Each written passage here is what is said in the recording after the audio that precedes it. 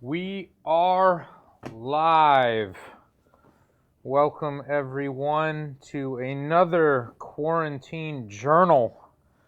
For those of you joining us for the first time wondering what the heck is going on, this is a photography channel, right? Yes, it is, but since we're stuck inside and we can't really do anything, we have promised to make a video every single day, kind of updating ourselves and everyone about what we've learned and what the heck's going on, because we thought maybe some of you might find it interesting and maybe we would find it interesting years from now. Well, if anyone looked into that Edward Snowden video I recommended yesterday, Yeah? one of the things he suggested everyone do is start writing a journal, because these will be days that our kids and grandkids will interview us about. Yeah. To say, what was it like before we all had chips implanted into our wrists? And luckily for you and I heard the whole world got shut down when you were, before I was born. I heard you guys had to go to work. And then the virus came and showed everyone that we don't have to work anymore. You can just print What was work like? Exactly. All right, I'm probably going to have a major issue here. They're upset I have pants on. Just throw that out there. I didn't grab my iPad, so I'm trying to use the Surface Book, and it's just a nightmare. It is a nightmare. All right, let's look at the daily numbers. I don't think anything significant has happened. Have you looked at the numbers today? You know, I've taken the day off. I've made a few notes to talk about. You guys can see those in the comments. Can they see the description yet, or does that only go live after this is published? It might. So if you guys have been waiting for this for a little while, you may need to refresh the page, and then you can see the description. Everything that we're going to talk about and links are going to be in there, so you guys can follow along and check us and make sure we're not saying completely wrong things. Total cases around the world, 2.9 million cases. Maybe tomorrow we're going to hit 3 million cases around the world. 203,000 deaths, so I guess we just surpassed 200,000 deaths. That's a pretty big deal today. And let's look in the United States. 959,000 total cases and 54,000 deaths. Now, I am on the covid19.healthdata.org site that has all the predictions, and they still have August 4th is when we will flatten out entirely, and they have 67,000 deaths still. But we are quickly approaching seems that. like we're going to be passing that soon. Now, this website has been wrong over and over again. This is the website that they used to figure out like when all the resources would run out. Okay. And this is also the one that had like at least 200,000 deaths at one point, and now they've modeled it down. But it feels like we will surely have more than 67,000 deaths in like 3 months from now. Well, here's another little bit of interesting news. It looks like for the last couple weeks, we've been kind of at least staying steady, if not going down, with the number of new cases in the United States. So on April 18th, we had 31,889 new cases. I mean, that seems crazy. But yesterday, pretty big spike, 38,958 cases. You wouldn't expect that since we've been locked down for this long. So that's kind of strange. Daily deaths, looks like we've dropped a little bit from the last 3 days. Yesterday, 1,959. Before we get into all the crazy Kim Jong conspiracies, I just wanted to touch on yesterday's video. I think we made a lot of people angry with our title and with our funny picture. And I think there's a lot of Trump fans out there who did not even watch the video. They were so outraged that we... Because you were spraying disinfectant in your mouth? Yeah, and he didn't recommend spraying it. He recommended... injecting. No, but I mean, to be fair, and I think if you watch yesterday's video, I think I was extremely fair in explaining things from every particular point of view. Yeah. From like what Trump said then and what he said after. We read the exact quote, what the White House said, what Trump's fans have said, what CNN said, what Fox News said. But if people didn't get to that, people were like, I'm unsubscribing, like you went too far this time, and it's crazy, absolutely crazy. But I think the official word the White House released was that the quote was taken out of context. Of course, the video that we shared yesterday shows the entire context. Trump himself said it didn't get taken out of context. It was A joke sarcasm. Or sarcasm. Okay. And then I think yesterday night at the press conference, he just bolted. Like it was. No questions. I think it was the first time he refused to answer questions. So I have footage of that in the description, and then I have Fox News discussing it as well. Which Do I you thought still was have the quote? It's in yesterday's video. I don't have it on me. Because he did say maybe we can inject disinfectant. But he wasn't saying American people, you should inject it. He was asking a doctor if maybe there was something to like the whole thing. It was a question, but it was stupid. So anyway. Well, I've seen a lot of nurses. We were talking about the UV lights. Yep. And apparently that's very common in operating rooms. Okay. And so the idea my dad had of installing a UV light that could disinfect each operatory, or maybe you turn it on at night or during lunch hour or something like that, is pretty common. Like that's already being done. And so I just saw some nurses saying we do disinfect things, but when you're immediately talking about Clorox or whatever it was that he was talking about, and you use the word disinfectant in that way, that just feels very broad to me. That doesn't seem like we have a specific drug that's able to kill the virus in 30 seconds. No. It sounds like you're taking the recommendations of a cleaning material that kills the virus in 90 seconds and applying that to the human body. At least that's the way that it would seem. And so, I mean, I would hope that even the biggest Trump fan could go, he misspoke. Can you at least admit? Well, that's what I say. He misspoke. Like, I mean, it's just a really dumb thing to say. And I admit, if I was live in front of the world every day, I would say lots of dumb stuff. Hopefully, I wouldn't say something like that. But I guarantee I'm going to say something really dumb tonight. Well, it's pretty dumb to think that anyone would drink that. But not to say they're dumb. But did you see the story a month or two ago where somebody in the Iranian regime said that methanol or isopropyl alcohol, I forget what it was, they said that it looks like this is a cure and this will kill the virus. In bodies. Then I think hundreds of people went out and started drinking it and died.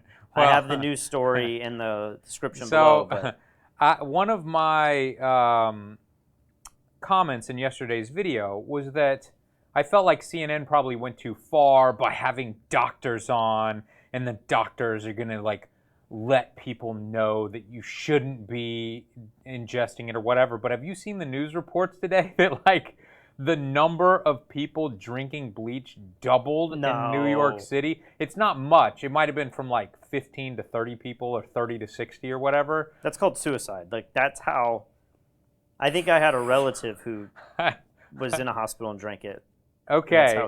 That's how he died 30 years ago. I don't know if all these people are attempting suicide. They said people were calling the like poison control line at double the normal rate for these disinfectants. So I don't know. Maybe people are dumber than we all think. You want to get into this crazy Kim Jong-Un story? I don't even know where to begin. To be perfectly honest, I have not read through all of these articles. It seems like every article is suggesting something slightly different. The big one that was going around Facebook earlier today was that he's dead. And then I've seen other ones from Japan and China saying that he's in a vegetative state. Have you learned anything more than this? We've just been...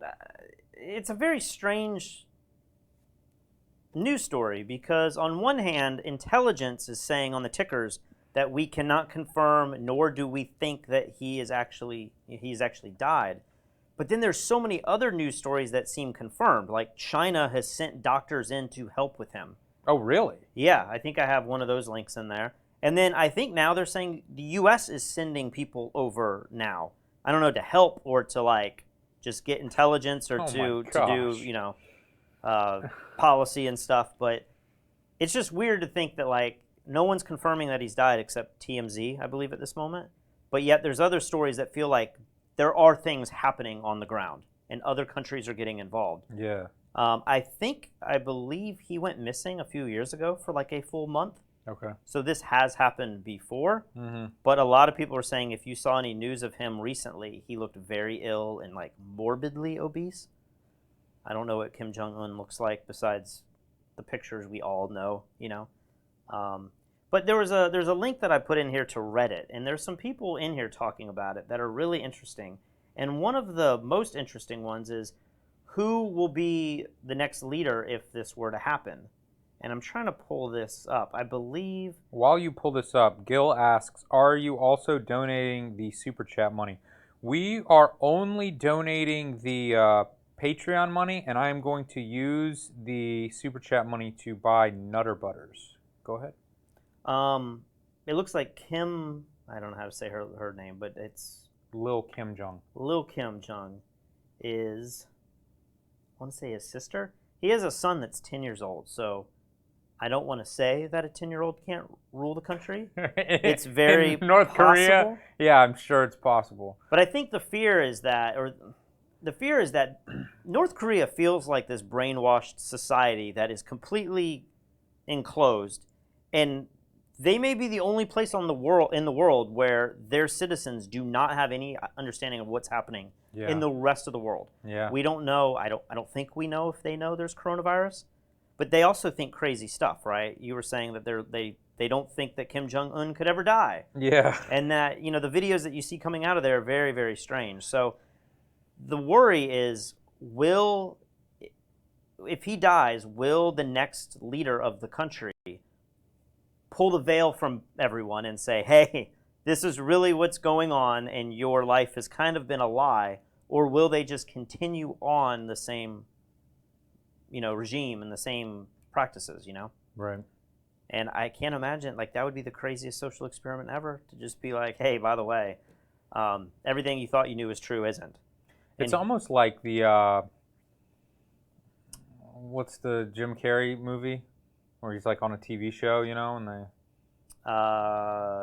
Truman Show? Yeah, the Truman Show. It'd be like that. You could go in there and create these reality TV shows with the people. Yeah. And you could just like show them things around the world and watch their minds. Well, I need to look into this because I don't watch Big Brother, but I think this season's Big Brother was during the coronavirus, and they would have to tell them eventually, I think they did tell them. Yeah. I think I saw this maybe a month ago. Crazy, or were they just like, oh, okay, like, is it going to be? It's not that I don't know. I thought I remember a pretty big reaction, but I'm not sure. But it does bring up the question, I think North Korea is always, the fear has always been that they are going to be a nuclear power. He's always launching these crazy missiles and stuff. Yeah. I read that one of the recent missile launches failed so bad that it actually destroyed a lot of their missile program. And so a lot of people think that North Korea doesn't have the capabilities that they should have had at this point. But it may even be further behind than where it was a few years ago. But the fear has always been that North Korea is kind of this loose cannon with these nuclear weapons, and they're able to start launching stuff higher and higher with larger and larger distances.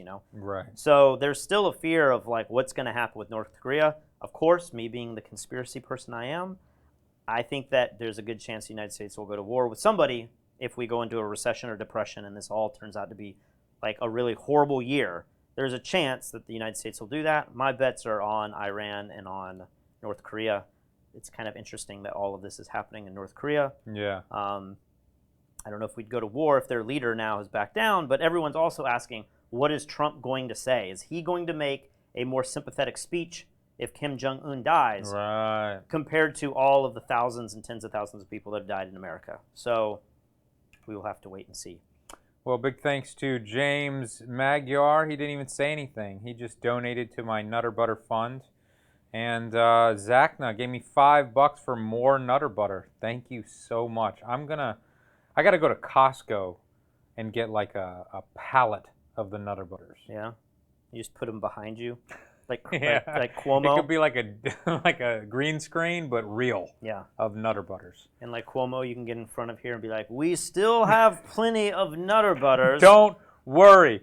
Do not panic. I have enough Nutter Butters for the rest of my life. All right. Holy what crap. else is in here? Dude, Steve Robertson just gave us $50 and says, yes, Nutter Butters. Seriously, though, I enjoy the live stream. Thank you so much. Ah, I can't believe it. That is very generous of you. I'm buying 2 pallets now. We should extend it and say like you have to gain 10 pounds. I It's can't, it's dude. the 10-pound I fund. can't. I gotta lose some weight. I need to lose 5 or 10 The pounds. COVID-19. Oh. All right. What's next? What's next in our notes? I don't have our notes in order here, so if are you able to see the actual? Yeah, like I'm on the Facebook. Well, I'm thing. on it too, but can I see it? I just see the chat. That's why I have it on 2 different things. You kind of have to close one. So having COVID-19 might not mean immunity. This is from the WHO, right? Yes, and we've all been asking this for a long time, you know? Yeah. If you have the antibodies like you were thinking maybe you had, I still like to believe I have it. are you able to now go on vacation and travel and work and do all the things that you would want to do instead of being quarantined? And it doesn't look like anyone has any real thoughts about this. There's still ideas that people are getting sick again, or that there's different strains, or that you build up an immunity with a certain antibody, but maybe there's another antibody that another strain can form. It's all very speculative. But I feel like we can't know this. We can't get back to work until we know this answer. This is a huge. I This is know. like the I most don't central understand why they can't figure it out. There has to be someone who had slight symptoms who would be willing to let you inject them with the virus again and just see what happens. You know what I mean? It's probably some like 15-year-old kid who was like, "Oh yeah, I had a little cough. It wasn't a big deal." That gets very tricky. We don't like to do that even with vaccines and stuff. Like you got to go through all these stages, and it's Man, it's I don't difficult. know. Get one of these people who doesn't even believe it's a thing, and they'll let The you inject more them. I hear people talk about coronavirus, the more it feels like HIV. It feels like this virus that gets in your body, and then maybe it suppresses the immune system, and then it starts attacking certain things. The majority of people, it sounds like, are getting pneumonia, but then other people, I was reading an article my sister sent me where it was large numbers of young people are having strokes and heart attacks under the age of 40. It's like 15 years earlier than when you should have your first heart attack or stroke. People are having that in larger numbers. Now, I think the numbers are still relatively small, but it's statistically large. And you're hearing about people having kidney failure and about it attacking the heart and attacking the liver, attacking the intestines.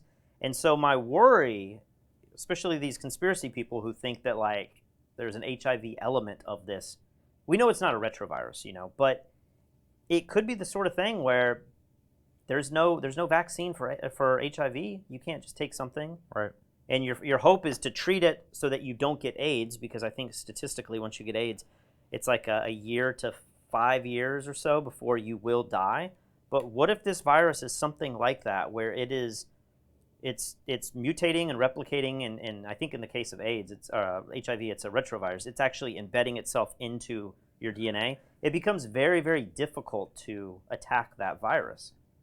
So I don't know. I'm not a doctor. I'm just speculating, but it sounds more and more like, oh, it's not just you're going to get this lung issue, this respiratory issue, and then you die. It sounds like people are dying. I mean, this is why it's so difficult to figure out the actual death count. It's because people are dying from all these other things, but they have the virus. And we're going to get into that a little bit later when we get to Dr. Erickson's video that's gone viral. Let me just say, Forge from Freedom says, here, buy a bottle of water to drink with all that sugar. Thank you very much. And then, for you, Patrick, Crystal Lee, conditioner for Patrick's luxurious hair. Thank you very much, Crystal. Well, Old Dad Studio just donated $5 for me to shave my head. So we have some readers wanting the hair to be in an ad campaign, and then others want me to shave it. You have enough chest hair to do the conditioner, yeah, and then you could still shave the head, and everybody would be happy. Let's see. Next up, what happens to the FSAs where people can't spend their use it or lose it health savings? Do you know what an FSA is? Isn't it an HSA? There's an HSA, but there's also an FSA. Okay. And I don't know what FSA stands for. HSA is a health savings account. Okay. I don't know if you have this. A lot of people that have high, I think it's high deductible insurance plans, you can get this savings account. When I was able to buy insurance, I specifically looked for a high deductible health care plan because I thought I'm never going to go to the doctor. I don't want to spend larger premiums. I want my premium to be as small as possible every month, and heaven forbid something bad happens, I will have to pay $6,000 or $8,000 out of pocket to go to the hospital. But I would prefer that low monthly payment than having a high monthly payment and a low deductible. Sure. Well, with the high deductible plan that I got, I have an HSA, which is a savings account where I believe I can put up to $5,500 tax-free. It might even be like triple tax benefits, you know, because when you spend it, you're not being taxed, but when you donate, you're not being taxed. It's like one of the best savings accounts you can have. Okay. The nice thing with an HSA is you can just keep building it up every year, 5,500, 5,500, 5,500, and then down the road, 20, 30 years from now, you could have $50,000 that you will eventually need to use on healthcare. An FSA, and I don't know what that stands for, but it is a savings account similar to that. And I think the yearly distribution is smaller. Maybe it's like $2,000 instead of $5,500. It isn't a savings account that many people get through their work programs too, but you have to use all of the money in a given year. It doesn't roll over like an HSA. Okay. So I've been talking to some people, and they were just saying, like, I have this program that maybe your paycheck goes towards it every paycheck to fill it up. Maybe you just do it January. You just say, hey, let me just move money into this because it's like a tax deferred type of account, but you have to use it this year. And so there's just some people saying that they are going to actually lose more money if they're quarantined and they're not going to hospitals and they're scared to go to hospitals. Maybe everyone is actually saving money because they're not going to the hospital when they normally would. If you get sick, you might just go in there and say, hey, doc, give me a script. But in this current situation, you might say, I'm not going to the hospital for a headache or for a cold or for any number of things. It just made me wonder what's going to happen to all of these people that they're taking a real loss. A lot of people who have these FSA accounts might actually lose thousands of dollars because they're too scared to go to the hospitals. But they're getting free money sent to their bank account. It's not free money. It's their money. I'm talking about the stimulus money. Okay. Well, but I don't know. It's just one thing. That seems insignificant to me. That's like $2,000. Like, if you're responsible enough to be putting $2,000 away into some fancy account that I've never even heard of before, then like, who cares? Like, that's for going to the doctor, and if you don't go to the doctor, then you don't go to the doctor. I just think know. A lot of people are like, I can go get my contact lenses, and I can go to my optometrist, and I can spend it on dental. You can spend it on a whole host of things. What are they suggesting? That they're going to be stuck inside for the next 10 months or something? Yeah. I'm suggesting many dentists may not feel comfortable going back to work. Or many optometrists may. I mean, I don't know if we have a second or third wave. No. I mean, okay, you're right about that. If things get worse in other waves, then you are right about we've that. been arguing on here for a month now that, like, many Americans might find that they're saving a lot of money because they're going to go through every single subscription service they have and decide, what do I need and what do I not need? If you're the type of person that's getting Starbucks every day on the way to work, well, guess what? You're not buying that Starbucks anymore. People might find, I'm not saying like they're going to be better off, but I'm saying people might find that they do fine with less. We are a very consumer-driven society. Yeah, I agree. But you're acting like, I don't know. This is not an interesting topic.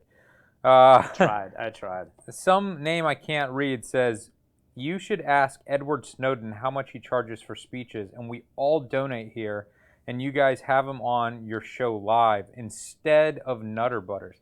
I don't like that idea because I have to give up the Nutter Butters, but maybe we can do that also. Dude, if we could talk to Edward Snowden, that'd be amazing. I'd have to prep all week. Yeah, but what about 2 pallets of Nutter Butters? I don't care about the Nutter Butters. Well, I do not care about the money. And then Dennis says, if Patrick shaves his head, I will donate 5,000 euros in the next podcast. Shave your head immediately, Patrick, like live on camera. If you donate that, I will do it. There you go. I will do it for sure. There you go, Dennis. That's a promise. Just send those 5,000 euros over, and I will literally shave his head right now. The show's over. We're just shaving his head and eating Nutter Butters.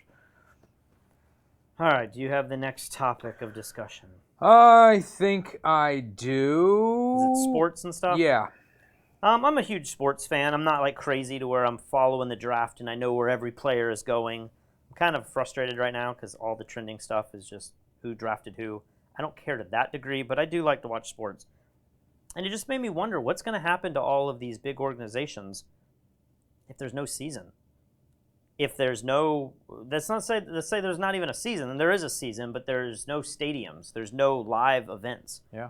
I looked up what the NBA did, and the NBA found like an equation, and they said for every game you don't play, we will not pay whatever your contracted pay is, right? Oh, wow. Yeah, so it's, but it might be like 198. I don't know how many games They there are. played 98 games? I mean, I think the NBA's got a lot of games. They have way more than you need. I would have just guessed like 25 games. I have no idea. Oh, I don't watch any sports. The NBA's got a lot of games. Okay. That's how big of a fan I am. I don't know the number. Major League Baseball is even crazier. Like, there's way too many games. Like, there's no reason to even get excited Let's see about what that. Siri says. How many games are in an NBA season? Each team plays 82 games in the NBA regular Pretty close. season. You were pretty close. That's pretty close. So for the playoffs and the finals and everything, I don't think a lot of players lost a lot of money, but when your contracts are millions and millions of dollars a year, they lost a lot of money. And it just makes me think, like, I'm thinking of college football. Because what if college doesn't go back, and then you don't have college football? That's a huge money generator for these universities. But then you got to think about the NFL, because that's happening right now. The draft is like the only major news going on in sports.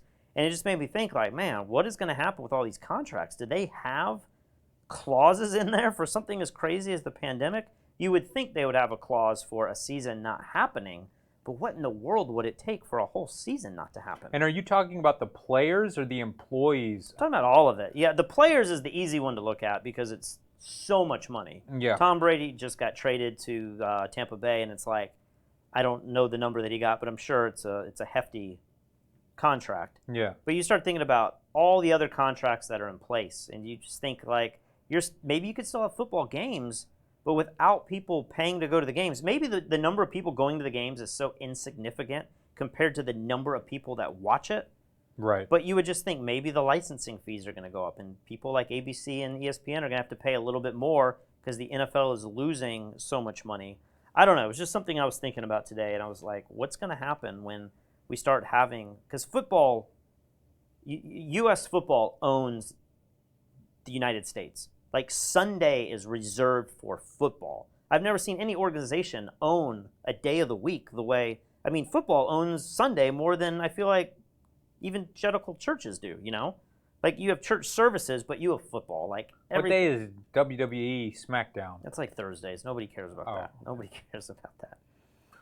I'm interested in all the other employees. I mean, when you go to a live football game, all the vendors and oh my gosh, the parking attendants and the people picking up the trash and the people delivering the food. It's just crazy how far-reaching that money goes.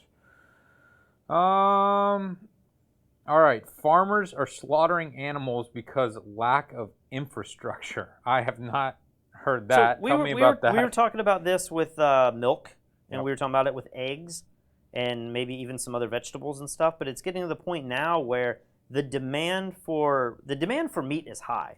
We've heard a lot of grocery stores are running out of meat, chicken and beef and stuff. But there are not slaughterhouses open because they're worried about their employees having coronavirus. So some of these massive slaughterhouses for like Tyson have shut down. Yeah. And so the farmers are saying, it's kind of like Tiger King. It's like, man, I got too many animals now, and they're costing a lot of money to feed, and I'm not able to slaughter them all. So, like, what do I do with all these animals that aren't being sold? And unfortunately, it sounds like from these articles that I've been reading that they're having to just kill animals, pigs and cows and chickens, without them actually going out to market, which is going to drive the price of meat up because there's less meat available. And because people are buying all the meat because they're stuck at home cooking. I think fish is one that's kind of interesting. I was reading that fish, don't quote me on this, but something like 70% of fish is sold in restaurants. Really? Yeah, most people don't buy and cook fish at home. Interesting. Whereas beef and chicken and that sort of thing is consumed maybe equally or. Well, some other food-related thing that I saw today that I didn't put in the description is, have you heard of these, like, record-breaking locust swarms in Africa? It sounds like... I saw these videos because people were saying it's like the apocalypse. Yeah.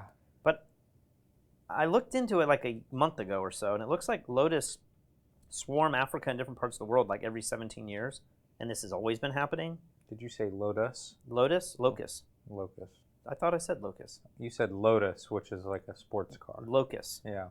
I think this happens quite a bit. It's a weird Maybe time so. schedule. You know, I realize that a lot of news headlines are outrageous on purpose, but this one headline I read said something like, they expect the locust to cause more deaths due to hunger than the coronavirus. Yeah. Like, that sounds insane, Did but you see these videos? I have seen some footage of it, yeah. I mean, I remember hearing this a month or two ago, but it's crazy footage. It's something you don't always see, but it's horrific, you know. Did you ever have mole crickets in the South? You know what a mole cricket is? I don't know what a mole cricket is. It's like it's a similar type of insect, almost like a grasshopper, but they like crawl under the ground and they cause your grass and everything to die. Maybe I've dealt with that. I mean, they're big. These things are like an inch or two. I mean, imagine just millions of them just smacking you in the face. Go look up those videos. They're insane. You've got a question here, the green one, and I do not know what this means. What was it like working at Hooli? And do you still own stock in Pied Piper? I actually got bought out and had to sell all my Pied Piper stock. I don't know what is going on right now. You've talked about this in another video? Yeah, I got stuck on the rooftop, and they were paying me to not work, and so I had to stay on the rooftop for I stayed up there I checked in every day, went to work, back when I worked at Silicon Valley, and I went to the rooftop, and they paid me to work for it's 4 months. And so that was years ago, though. I haven't. I was so confused. I haven't seen that show before. Yeah. But apparently you look like someone on this show. I look like somebody on the show. Okay. So. Good one. Okay. We've got Larry King's phone call with Biden's alleged sexual assault victim's mother. I have not seen that. Okay, so I didn't really want to get into this, but it was trending all over Twitter today. Maybe that's the Russian trolls.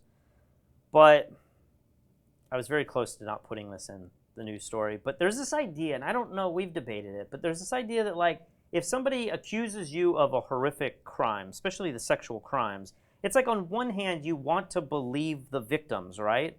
But on the other hand, you're like, we need evidence that it actually happened, you know? Sure. And I think that's the world that we live in, you know? But Biden has these sexual allegations against him from the past. Well, somebody just found a clip from Larry King in 1993. This is pre-YouTube, so you'd have to go into the CNN records and the database. So it's got to be somebody that works in there. And they found this broadcast where one of the women that's claiming that he sexually molested her, her mom called into Larry King and said, "My daughter works for a predominant politician, and what are you doing? Your thing died?" No, it's just restarting because Windows updates, and How is that acceptable, man? How is that acceptable? I don't know, but my iPad was doing some weird stuff. Get away with it. I don't understand. I guess the whole point I'm just trying to say is that Biden has these allegations against, being a sexual predator. Trump has those as well. I don't know there's ever been any substantial evidence that says that they actually did it, but people are just saying there's hypocrisy in politics where we condemn somebody who's had allegations. Brett Kavanaugh was the guy. Yeah. And there was that whole fiasco, that whole show. But then it happens to the presidential candidate on the left, and somehow, maybe it's not as big of a deal, or he's disappeared. Do you know what she said he did? I haven't heard anything. She said that he grabbed her in a hallway and fondled her. Okay. And maybe made out with her, and then when she declined, pushed him away, he said something like, "I thought you liked me." But there was physical contact there. All right. I mean, he basically did what Trump said Trump did in those files from, what was the show? The Entertainment Tonight or whatever it was. Yeah. Huh, okay. But, so wait, what is in this interview? Just that her mom called Larry King and just said, hey, like, what should we do when we can't speak out because my daughter is going, like, she was coming out back then in 1993, from my understanding of it. Okay. And so she was just asking Larry King what to do with it. And now they have proof that that was brought up back in 1993. It was brought up so Like many years ago. no one remembered or spoke You know, about this that? stuff gets flushed under the, you know. I would just think The issue with the Kavanaugh thing, I think, was that there was no allegation back then, I believe. Is that the argument? That, like, she said something happened, like, 20 or 30 years later, and or the maybe first... more. But yeah. the first time she spoke to her psychiatrist or her husband, Maybe so, yeah. it was like there was a big gap there. Yeah, Where yeah. this one, it's putting it more, you know, when it happened. Gotcha. I don't know. We'd like to talk a little bit about politics because that's the season that we're in. If you're not in America, you probably don't care about this at all. But We'll just see if we can get through the entire show before that computer becomes usable again. All right, so here's probably the biggest news of the day. This Dr. Erickson video that's been going viral. yes, Did you watch this? You sent this to me, and I thought, oh, cool, I'll watch it. And then I saw it was 50 minutes, Yeah. and I didn't have time. So Well, I meant to write bullet points and I forgot. But their basic premise, it's two doctors from California. I will warn you, at the end of the video, he tries to just say, like, this is about facts and statistics, and it's not about anything. Oh, and by the way, somebody donated $50 and said it was for our Nutter Butter Fund. no, the R5, the Canon R5. They want us to buy the Canon, so I really appreciate that. Thank you very much. I'm sorry I can't see you because my computer's destroyed. So I'm in control now? You're in control now. So if you have any derogatory comments about me, you can make Patrick read them right now. Basically, what I was saying was he's talking about facts. He remains consistent talking about facts, but then he makes a couple of comments about like stealing Americans' constitutional rights, and we need to put things in place to not allow that in the future. And it kind of makes you get the idea that, like, okay, this guy is a right-wing kind of guy, so just keep that in mind. But I think it's certainly worth watching this video. And he basically, him and this other doctor have said they've been on the front lines testing people on a daily basis. And first of all, they believe that the death numbers are completely inflated and that people, if you just happen to have COVID and you die for any number of reasons and you are going to die anyway, Yeah. that people are being pressured, doctors and hospitals are being pressured to just go ahead and put COVID. For what purpose? Politically, or to bring it more to the forefront, or to make it more like why? Someone asked him that, and he was like, I don't know, and I don't want to get into that. Like, people kept trying to pull more out of him, and he was like, I just want to talk about statistics. But he was like, I know that old people who were dying of something else, COVID was put on their, death certificate or whatever, and he's like, I don't think that's legitimate. The other thing that he's suggesting is that, like some of these tests have said, that far more people have it and have immunity than we thought. And so it's far less deadly. These two doctors have gone as far as saying that they believe that not only is it similar death rate to the flu, but it's also a similar infection rate as the flu. And so these reporters are like, how can you say that? Hospitals in New York are overrun right now. And he's like, we had overrun hospitals in 2018 with the flu as well. It happens, just no one cares about it. No one reports on it because we're not afraid of the flu. And they're like, but what about young people are dying? People in their 20s and 30s are dying. And he's like, yes, people in their 20s and 30s die of the flu also. But at a much higher rate, though, right? Like the people dying between newborns and 30, it's very small. So I saw this video today. Anderson Cooper interviewed this young mother whose husband, who was like 32 or something, died. It was very sad. And, you watch that and you just think like, oh my gosh, this disease is just horrific and my life is in jeopardy and blah, blah, blah. So I was very interested to look at the numbers of deaths, by age group of the flu, just to kind of compare. And if you look that up on Google, you can see charts, but they don't give you the numbers you want.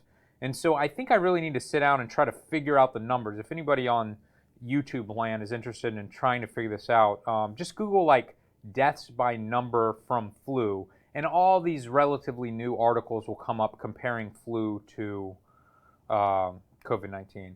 Somebody's saying that they're arguing if I have a magma hat. MAGA hat. MAGA hat. I don't even know what it is. I do not have a Make America Great Again hat.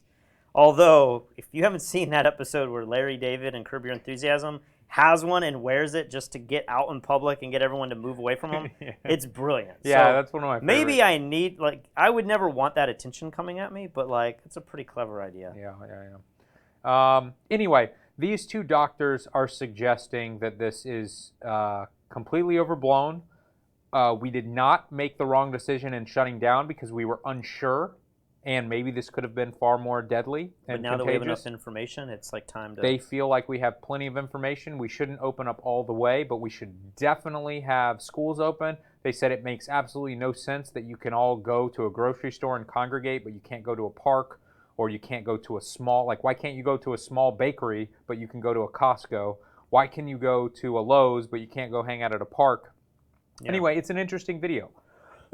But that being said, Diane Cotton is saying this is BS because look at Sweden. They have a death rate of 12%.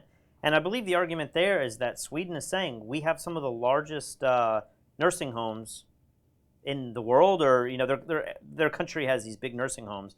A lot of people got it, died instantly, inflated the numbers really highly. But then we also keep talking about, like, the testing is just not being done. I mean, we interviewed people in Sweden, and they were like, I'm in the front lines at the hospital. We had a doctor on, and she said, I haven't been tested. And she said she's not testing her patients She's not either. testing her patients. So, like, the whole point of all this is the data is just, it's so insufficient. It's just wrong. Like, we don't have enough testing going on. And I was on a Zoom call just a few hours ago before I did a barbecue tonight. A little full. I feel like I'd go in a food coma. And everyone there was just like, they were speculating that there is a reason we're not doing testing. That the numbers would come out that way more people have it, and that would look bad for Trump. Who are you talking to? These were people in Boston, so they weren't Southerners. Okay. And Boston's a very liberal city, and they were saying that they think that they're not testing because it would make Trump look bad, and Trump doesn't want to look bad. Therefore, he doesn't want the numbers to look high, because just a few months ago he was saying we're at 15 and we will soon be at 0. But I would argue, you can argue both sides. I would argue if we found out that we have, like, many people have it and the death rate is much, much lower, wouldn't that be good news for Trump? Because it would show that, like, it's not as serious as we thought. Absolutely. I don't know if there's some conspiracy on why we're not testing, but I did bring up the question in this Zoom is, why can't we test? Doesn't it seem like we've had plenty of time to develop these tests now? You're hearing all these places like in Charleston where they're saying you can now drive up and do a test, but if you don't have a fever, you can't get tested. And I'm like, why can't we do mass testing? But if you're a tiger in the Bronx Zoo, we got plenty of tests. It doesn't make sense. The last link that I have added in the description is to combat the argument of the doctor that I just spoke of. Okay. Oh, you're being fair and balanced here? Absolutely. I am being fair. So the title of this article is Experts Demolish Studies Suggesting COVID-19 is No Worse Than the Flu. And basically this article goes into reasons why the test that Stanford did that showed that potentially California has far more immunity than we think is, or at least could be, wrong based on their testing methods and based on, they basically fudged some numbers depending on the demographics of the people who came to their test. And then this article is saying because they did Facebook ads to get people to come do the test, it's probably people from more affluent neighborhoods or people who have access to cars. I don't really know. It's an incredibly long and detailed article. I have this app on my computer that will read me like pages on a website because this is so long, and I can read it like 2 times speed. So I did. But you have an app that just reads the text? Yeah, so I got it to read through the whole thing in 2 times speed. You would find something like that. Of course. But I don't know. I just wanted to be fair because I don't know who the heck this Dr. Erickson is. He might be a total con artist. Well, I think what we're going to find is just like the models, all the models were very, very wrong. And the models are wrong because they need 5 to 20 variables, and many of those variables have to be assumed. We are going to assume R naught value of 2.5, and we are going to assume like number of people move in this sort of way. Like they were off by a lot. They were off by magnitudes in some cases. Yep. I think what we're going to find is that some of these tests where we've tested 3,000 people, like the ones we were just talking about in New York, and then we extrapolate it to the whole population, that those tests are also going to be failed just the same way that the models were failed. Like none of this, and Pi Jerza, I mean, as smart as he is, he said this earlier in our show weeks ago, we aren't going to be able to know any of this until a year later, when we can look at all the real numbers and then figure it out. We're going to figure out when it actually got to the United States. We still don't know that. Feels like it keeps getting pushed back. You know, there's too many questions and there's too many variables. You're not going to know. It's like trying to say how dangerous was a hurricane 4 days before it hits, you know. It's hard to say the day that it hits, you know. You almost need a month later to like have all the cleanup and pickup and everything to figure out like how dangerous and deadly was that. So I think we're going to find the same thing with a lot of these studies that are saying, you know, more people are immune or more people have it until we can do the tests. And that's the big issue is when can we do the tests? All right, guys, I think that wraps up this show. We will hang out with you for a few minutes if anybody's got some questions. We have a or 20 euro comments. question. Yeah? And this says, question from France, I wonder what happens to all the homeless people that are used to buying food with money they got from people walking the street. How do they survive with the virus and quarantine? So we recently had, who did we just have on our show? Noam Galai. Noam Galai, and he was in New York. He's a photographer who was walking the streets, and he was worried about his safety because he's the only person out. But the only people in New York City are the homeless and kind of the crazy people that... On the streets. Yeah. And so he was saying that they are all coming up to him very actively, maybe even aggressively, because all of the other thousands and millions of people that would normally just throw money in the bucket aren't there on the streets at all. Yeah. So I don't know. I mean, I assume many homeless people are going to die. And maybe I have a negative view of homeless people. I have worked with homeless people a decent amount. I volunteered a lot in high school and college. I've slept over like when it got cold. I spent the night in homeless shelters. I've done the food kitchens. You've also gotten ripped off. I've gotten ripped off by homeless people. They're the most susceptible people, though. Like, why would you think that their death numbers? I mean, there's obviously places that are there. There's a safety net for a lot of these people. That is why. But I do not know that safety net's going to be enough to help these people. Here's the thing.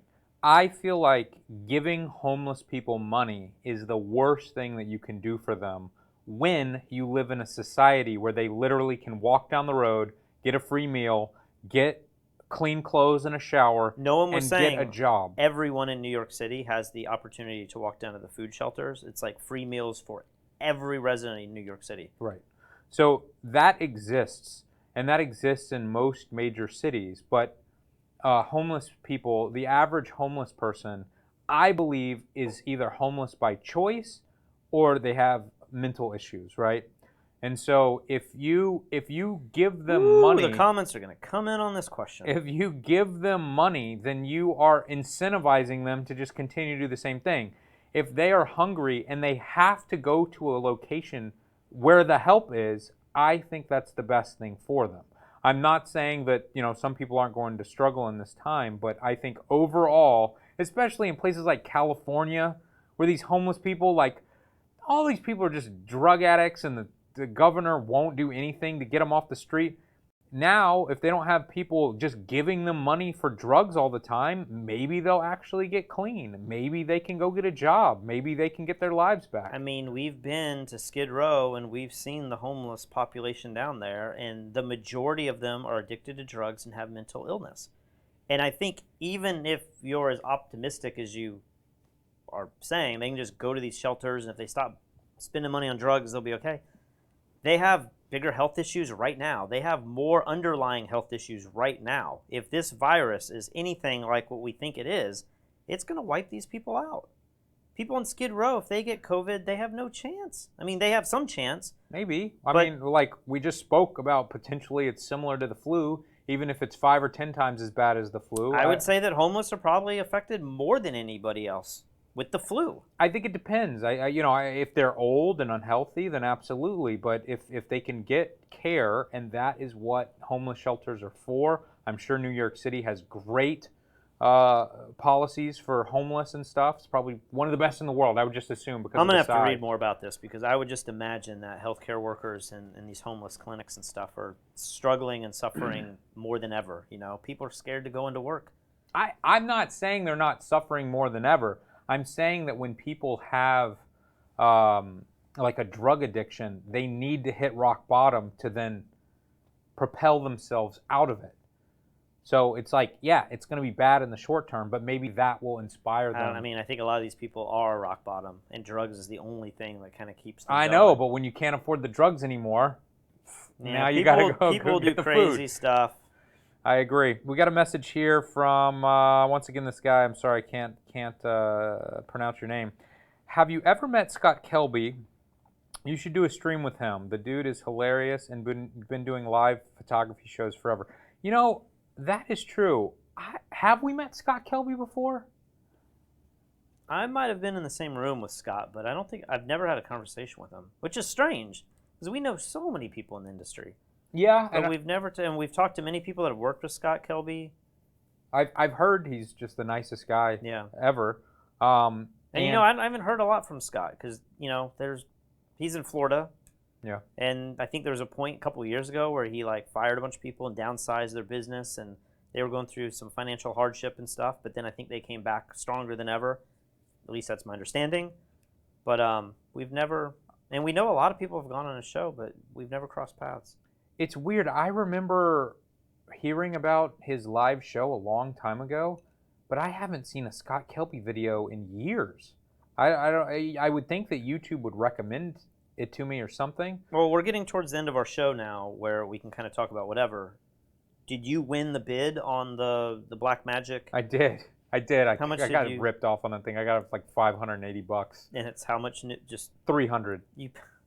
So you paid more for that. You paid more for your virtual reality headset. You're just in this spending more than what things cost mode. Well, I feel like once I've got an idea and I feel like we could do something good with this, I'm like, what's an extra $200 or $300? We just got to get this show on the road. Everybody, our normal fans are sick of us talking about COVID-19 every night. I'm sick of talking about it too. So I want to get back to photography stuff. Well, once we have this thing, we can figure out how to pipe people in. So if anyone's good friends with Scott Kelby, we obviously have connections that can get in touch with him. But go ahead and start, emailing him, messaging him, and maybe we can get probably him on call him and get some tips on how to do a live show. It's so weird. You're absolutely right. He was one of the first ones to do a live photography show. I didn't even consider that. Yeah. I was thinking man, I'm so new. I've got this idea for a live photo he's been doing the grid for 5 years or more. I know. Not a new idea at all. Everyone likes talking about Kim Jong-Un on this. Yep. So we're at the end of the show too, which means I'm going to start drinking my old fashioned here. Have you been not drinking it? No, because I wanted to be pretty sober, going through the news. But I'm a lightweight, so this is my nightcap. Jay says OJ didn't do it. My dad thinks his son did it.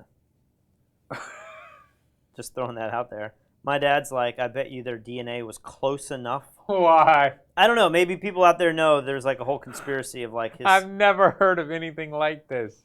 And who's his son? I thought his son was little. I don't know. He must have some other son. I know or something. Nothing about it. I'd have to look into it, but I think his son was older, and there could be a motive because he didn't like his mom dating somebody else. What does your dad think about Epstein? Your dad's got to be one of these guys that's like... I don't know if I've ever talked to him about Epstein. I mean, we have, casually. But he's always like, did you know about this Epstein guy who just got killed in jail? And I'm like, yes, Dad. Same guy says, I watch Kelby once in a while. They do the grid every Wednesday, and they do refer to fstoppers.com sometimes. Not about Lee and Patrick. What? but as a news website, so he knows about you guys. Yeah. I've seen the grid. It's just been a long time. It's really weird that it's weird what YouTube recommends, you know? Because Yeah. I'd click on that if it showed up. I gotta go subscribe. We got a message here from Ryan B. Can you guys please take a few minutes and talk about what you think really happened to Jeffrey Epstein? Here we go. Do you have a theory, Patrick?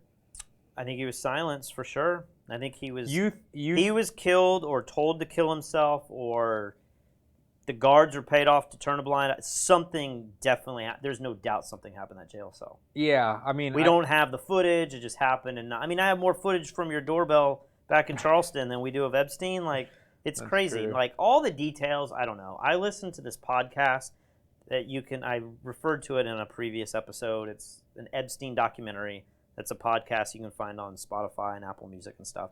I still got to finish that. It's like 7 or 8 episodes. It's extremely interesting. Hey, we're at 90%. Maybe by the time we're done, this computer will be usable. Sorry. Just a lot of people are questioning how he made his money. That's always been a big question. And this podcast kind of hints that maybe he ran a Ponzi scheme with another guy who eventually went to jail, but he didn't go to jail. There are some crazy conspiracies with Epstein, but he may be one of the most prolific child molesters, sex trafficking people in history. Is there anything in the documentary about the age being younger than like 14 years old?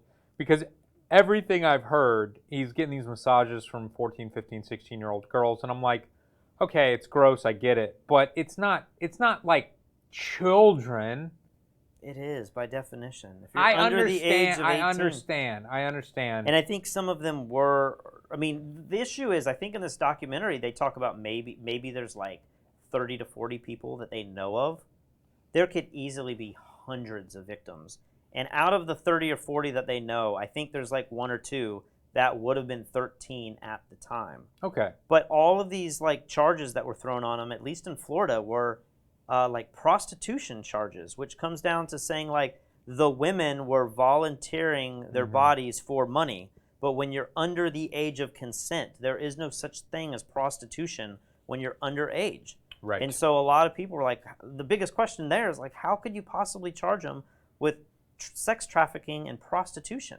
It makes the victims look like they were prostitutes. Right. And I don't know. There's too many things to get in there, but like it's awful and sick. And yes, 14-year-old is a child. What the F, Lee?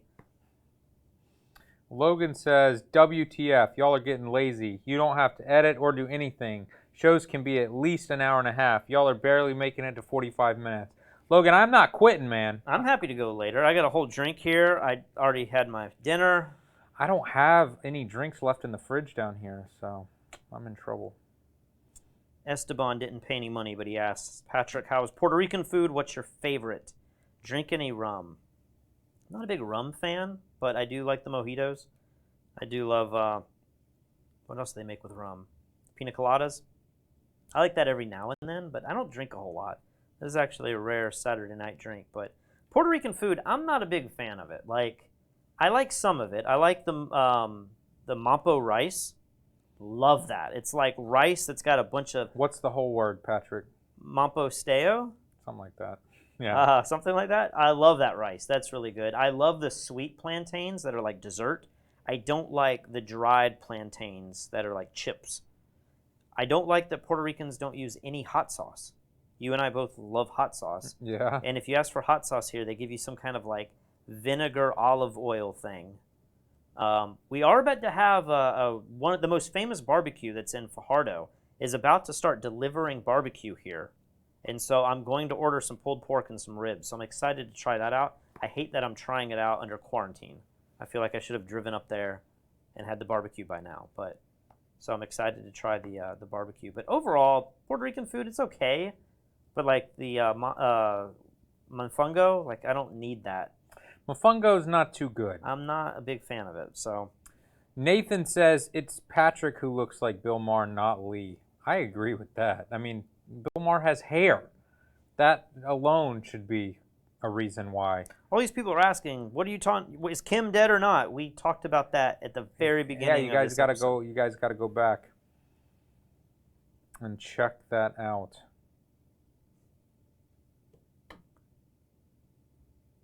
Yes, this Andre says naming the barbecue place. Estacon? I don't know how to say anything. WJR Visuals. He's a hero. He's saying that I'm saying that all homeless people are lazy and want to be homeless. I didn't say that. I said most homeless people are homeless by choice or they have a mental issue. You want to share a homeless story? Sure, I'll tell you. I tell you my favorite one. This is the one you're gonna tell me. The one in New York. New York, yeah, that's like the main one. This is the last time I will ever give money to a homeless person in my life. And my father personally, you will donate money to causes, sure. but you won't give somebody cash. Yeah, not personally. My dad is a minister, and so I mean, he would literally deal with homeless people like every day, probably on a daily basis. Like they would come to the church, and they would have the craziest stories. And these are not insane people. These are just like people who can't get their lives together, and drug addicts and alcoholics and everything. And he would always tell me, like, don't give homeless people money, Lee. You are harming them by giving them money. You can give them jobs, you can give them work, you can give them advice. Do not give them money. Can you buy them food? Can you take them and buy them food? Yeah, take them and buy them food. So anytime I'm out with my dad and a homeless person will ask for money, my dad will say, I will buy you food. I'm telling you, 100% of the time, I've been with him. Not 100% of the time he said that. Yeah. 100% of the time, I have been with him, and he has offered that. The homeless person has turned it down. They're like, nah, I'm good. Thanks, man.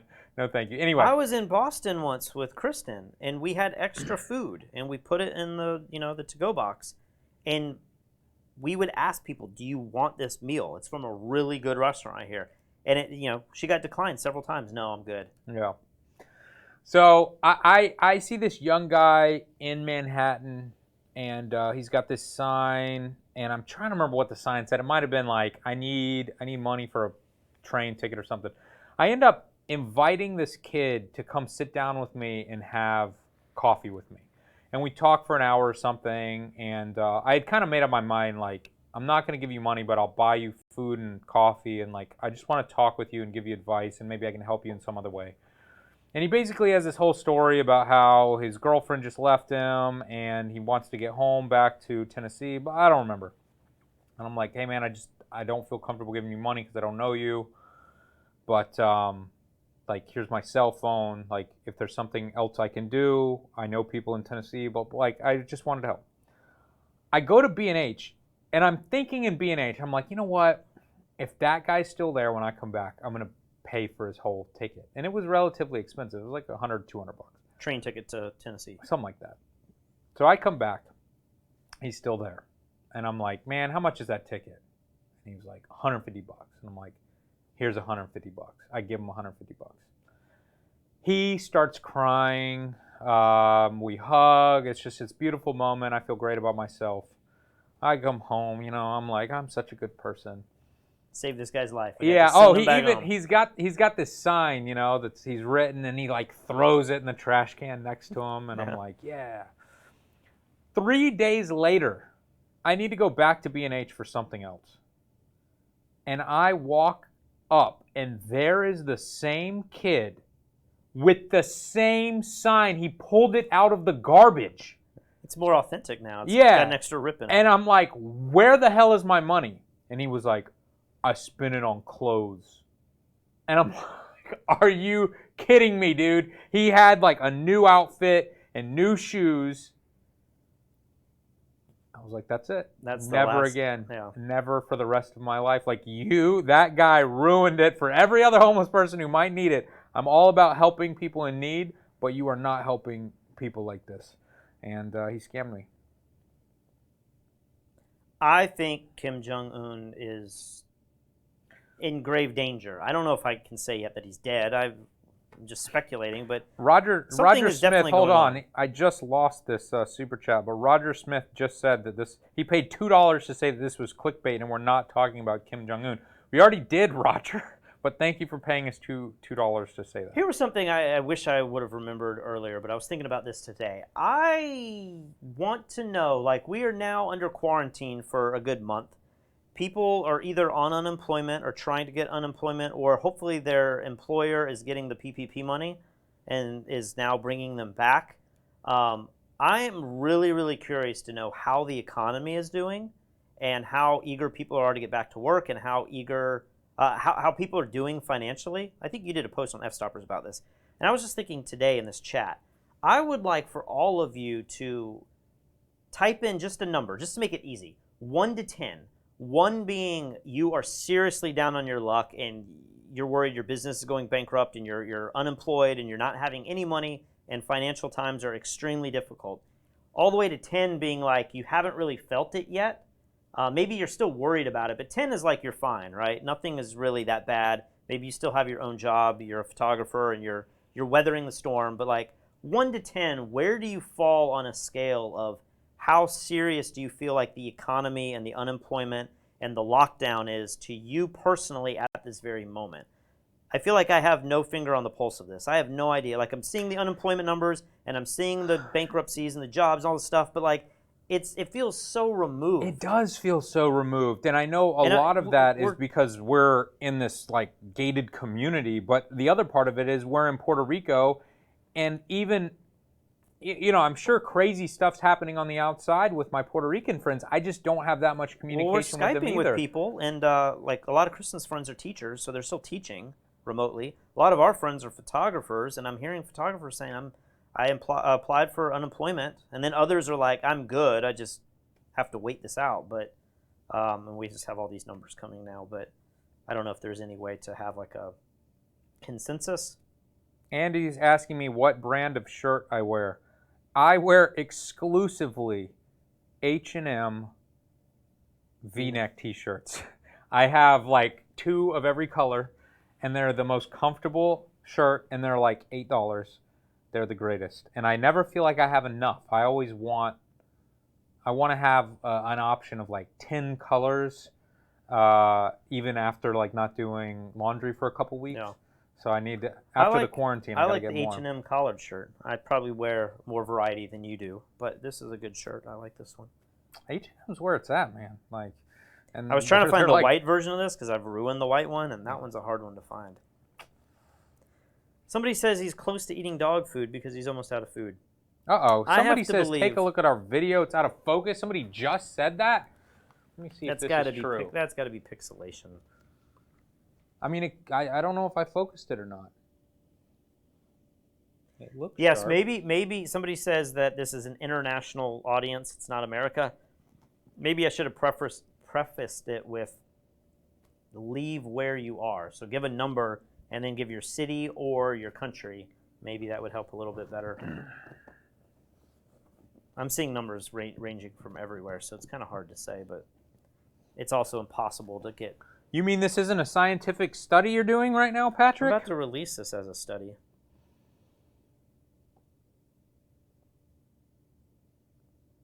F-Stoppers, have you considered Twitch? Soda Lemon, I don't know anything about Twitch. I think I went on Twitch for the first time the other day, and I couldn't understand what was going on. I understand people stream video games there, but the idea of watching someone else play video games is one of the craziest things I've ever heard. Twitch, that's the service? Yeah. This was the one that Joey Wright was saying. He's the only, maybe I'm about to give it away. Oh, yeah. Yeah. Sorry, Joey. Well, he probably wants followers. Joey Wright is saying that he's using Twitch not to do gaming, but to do retouching. And he retouches extremely beautiful women in swimwear. Yeah. What could be worse than that? So you can go over there and find him on Twitch. But I bet a lot of other photographers, if you're looking to supplement your income or just create a community while you edit pictures anyway, Twitch is a great service where you can just retouch and edit and talk like we are. And then I think he has What's the difference, though, between Twitch and YouTube Live, like what we're doing right now? He just said there was a way to like monetize it to where if you watch it live, maybe it's free, but then to watch it after it's already aired, you might have to pay some amount of money to rewatch it. But if it's retouching, that's totally worth it. If you're paying to like watch us later, I don't know that we're saying anything that interesting if it's like way in the past, you know? Gotcha. There's someone in here called the Ghost of Captain Craig. He was making funny comments earlier, but I can't find it now. We've got so many freaking comments. I've thought about that a few times today. Captain Craig has passed away. That's kind of crazy. It is crazy. Charlotte says farmers are dumping milk because demand is down, but cows still need to be milked or they will be in pain. I was reading about this too, and I think there's probably two sides of this. Maybe there's like infrastructure that's not able to actually take the milk and deliver it, and therefore demand could be up and the price of milk could be going up. But the other side of it is that maybe demand is down, and you would say, well, why would demand be down? And somebody was saying there are these whole systems in place to put milk in those little tiny cartons that you send to schools. So when everyone's not going to school, they can't just flip a switch and suddenly put that milk in bottles, which you kind of think they could. But we probably have enough milk in bottles. You know what I mean? Yeah. And maybe a lot of kids don't drink milk Unless they're at school? Yeah, something like that. Director of Awesome just donated $75. Thank you so much. He says, here you go, Lee. Now you can only feel half as bad for donating the $150 to the homeless scammer. Thanks, gentlemen, for doing these. Much appreciated, John. Thank you so much, John. We appreciate it. I have to say, this is some of the best whiskey I've ever had. What is the brand? This is High West, and they are out of Utah, I believe. This is the whiskey that Monty had at the story time with Monty. But this particular one is called Campfire, and it's super smoky. But I made an old fashioned, and I don't know, I've just been drinking a little bit of this. I have to go to the States to get some of these bottles, and I always smuggle them back into Puerto Rico because our liquor stores aren't that great here. But High West Campfire. I'll have to give it a try. We should do That's why I've hidden it. We should do a like taste test at the end of one of these videos. Charlotte Farsi says farmers dump milk because demand is down, but cows still need. Did you just read that? That's what I just read. Oh, I'm sorry. Get it together. Here's another one from Tristan. Patrick, do you really walk tutu Katie naked? I will never tell. Patrick, I want to know, do you walk tutu Katie naked or not? She knows. She knows the truth. So you do walk tutu? Tutu, yeah. Okay. You wasted $5, Tristan. We need to acknowledge this view count. I agree. We had 1,300, but we have 1,200 people in here right now. I know. I feel like we're doing a poor job of entertaining them. It's a new record. We need a better topic to talk about, guys. Remember, you have an international audience. You're not asking America. You're asking the world. That is true. And with these numbers that everybody's posting here, what is 10 and 1? 1 is like I'm like on the street, and then 10 is I haven't felt anything from the recession or being in lockdown whatsoever. Okay. I mean, we're seeing lots of higher than 5 number. I feel like that's pretty good. But what was it when you were like in high school? It was you got an instant messenger, and it was like ASL. Age, sex, location. Yeah. That was like ASL, and you'd see somebody be 17. That's probably what the youngsters do now on. Well, we need something like that where it's like the score that you feel financially, where you're located, and then what's your profession. Because a lot of people were finding out or watching these diaries not because they're photographers, but COVID-19 is just popping up. Right. So maybe they aren't photographers at all. So maybe I'm altering it now, but. What's your number, where are you from, and what's your profession might actually be a lot more useful.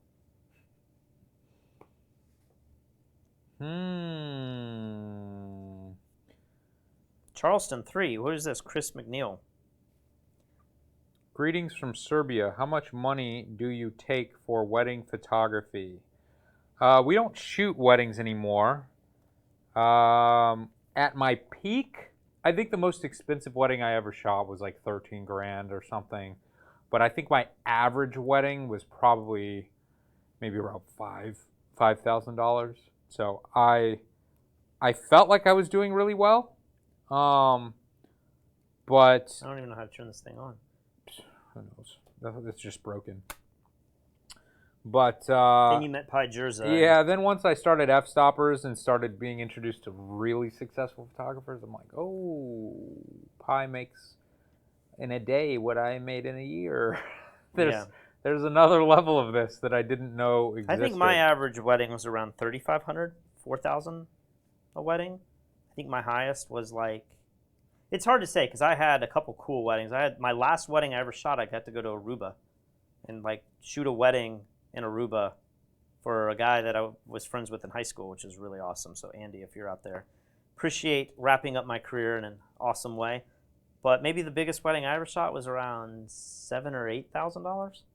And a lot of that just had to do with my pricing structure. Like I had nothing more to sell. Like I guess you could buy more albums.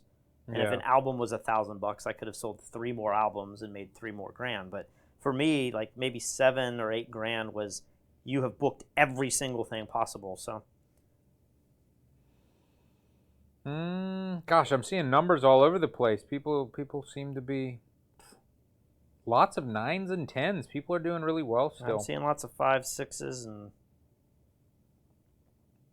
0. You can't be 0. You're on the internet. Anderson just gave us $25 to help with the overpriced Black Magic equipment. Thanks so much, buddy. Hopefully that's going to come in early next week. I think maybe Tuesday or Wednesday.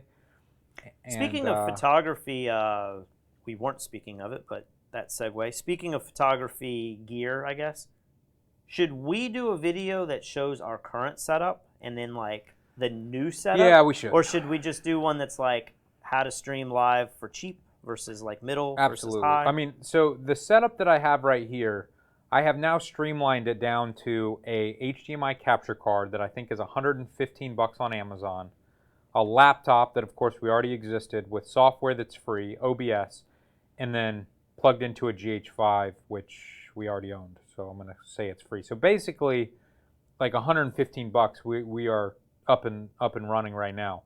With the new system, we're going to be able to have multiple cameras and different computers and be able to show videos and have sounds and have people call in and stuff. So I'm very excited about that. I had an idea today that I would like to just know more about. It's way outside of my train of thought, but we're bailing out all of these companies, right? Trump is going to bail out, and I say Trump, the United States is going to bail out, or Congress is going to bail out all these airlines. They may bail out cruise lines. At what point could you take, I mean, let's just say it's $250 billion. Say it's $500 million. Let's say it's $1 trillion. Is that a reasonable number we might be working with? $500 billion to $1 trillion? Yeah. What would happen if we said, let's put people to work and let's build, every president's like, we're going to rebuild our infrastructure. Yeah, I know. What would happen if we built an amazing rail system throughout the United States with that money instead of bailing out the airlines? And it would be a competitor to airlines.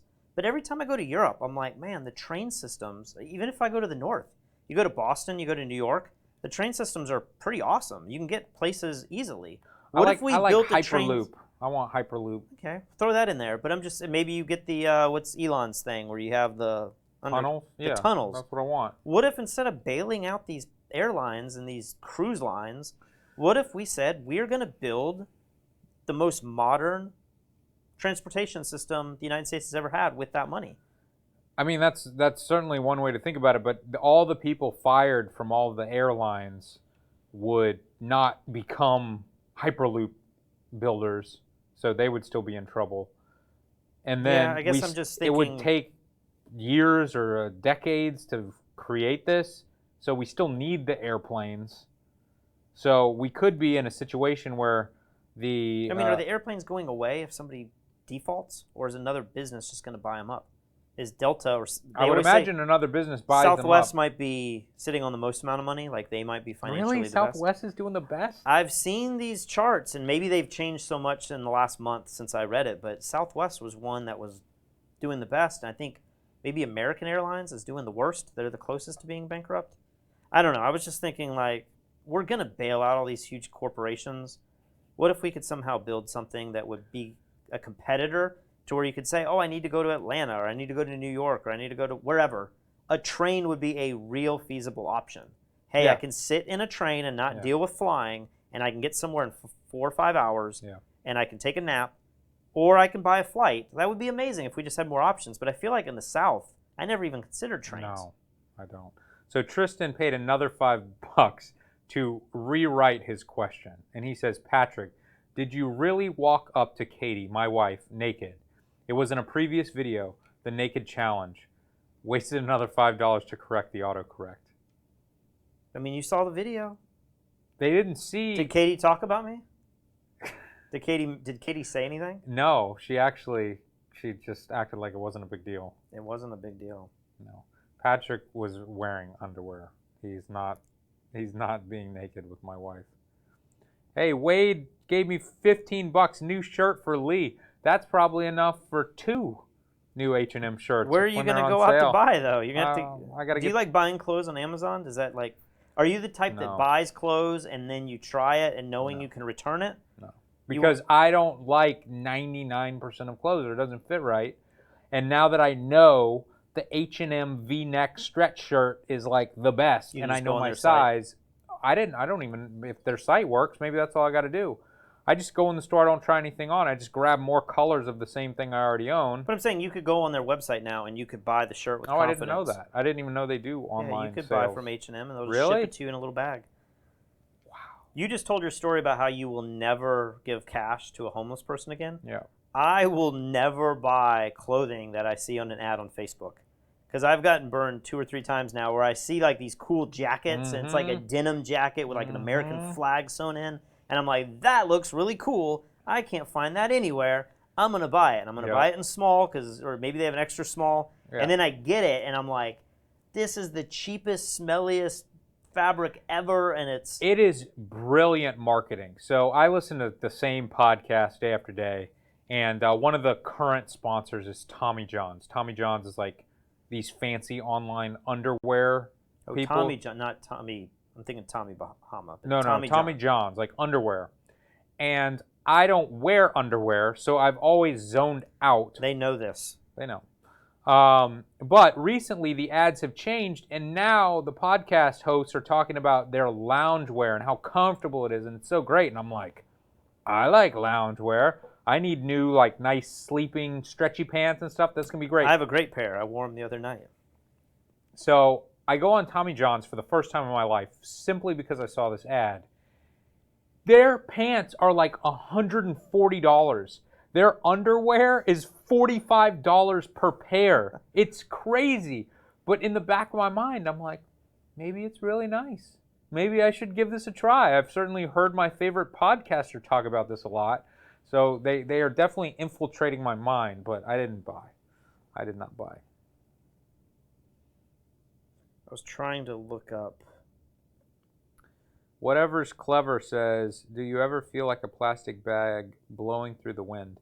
I assume that is a reference to American... Pie? No. What's Beauty? Kevin Spacey? American Beauty. Did you watch that movie? Yeah. I need to watch that movie again. I remember loving that movie when I first saw it. I was like, this movie's incredible. Maybe now I'll think it's really pretentious, but I need to give it a try. I was trying to look up my favorite underwear. Of course, I'm not wearing it, but it's from Target of all places. That's the thing. And it's got this wolf on it. I don't know what it is, but it's made of this like stretchy. It's the best underwear. It's a boxer brief. It's amazing. How much is it? Maybe it's expensive. It might be like $30 for 2.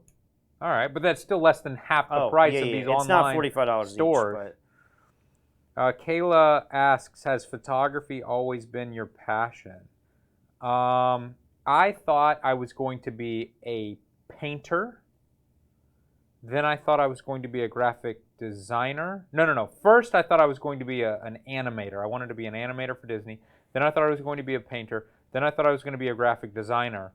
Then I thought I was going to be a photographer. And I almost gave up on that to go into music producing.